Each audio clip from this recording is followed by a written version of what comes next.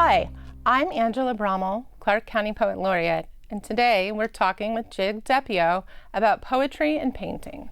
Hi, Gig. Hi, Angela. I saw your article in the Double Scoop, and I saw you mention that for you, painting was like poetry. And for me, I often talk in workshops about writing like a painter because it's really freeing to work that way.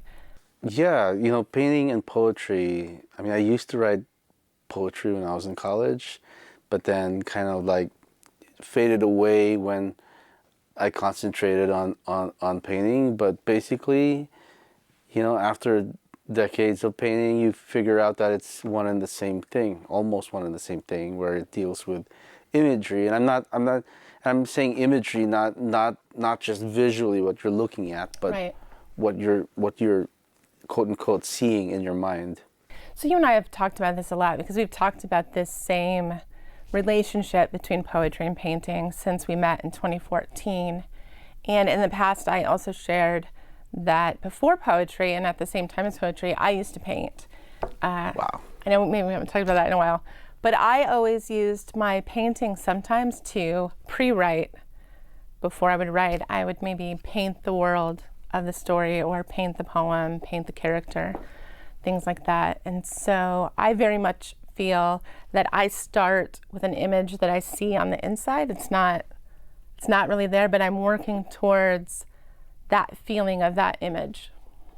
Right. And so that's exactly how I feel when I'm painting. And for example, like that project with the city, they ask you to describe this thing called equality of justice for all, and there's you can describe it, but you're going to be reducing it to this definition, and it's not going to be open to a lot of other interpretations that people from other cultures might see it differently. And so imagery and poetry kind of like leave things open so that you are more inclusive of other people's worldviews. Can we talk a little about some of your larger murals that you've done in recent years and some of those images in there and how you see that telling the story related to poetry? Well, the major piece I've done actually for Clark County, it's 40 feet by 12 feet. And it's supposed to depict like the history of Clark County, which was actually established by the Mormons coming in from Utah, thinking that it was accidentally, they thought it was still part of Utah, and then realized became part of Nevada.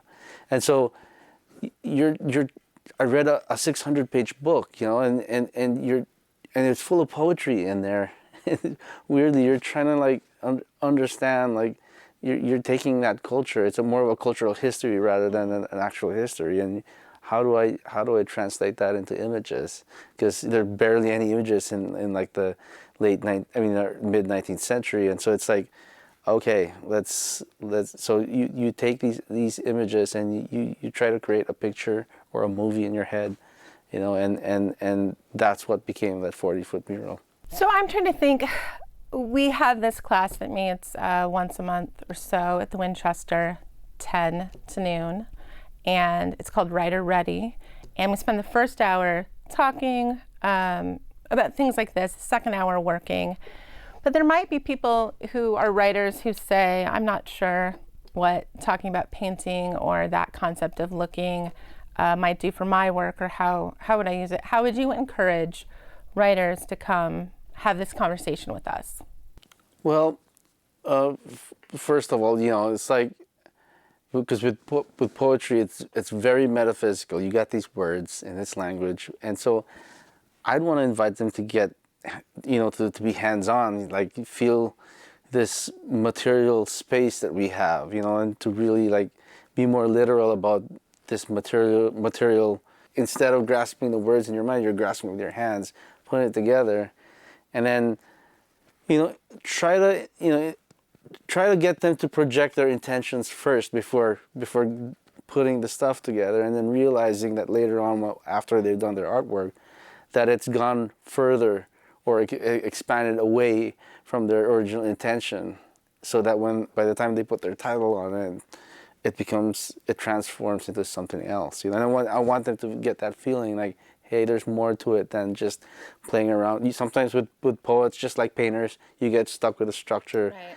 And so this one will be an opportunity for them to break away from that mold and try something else.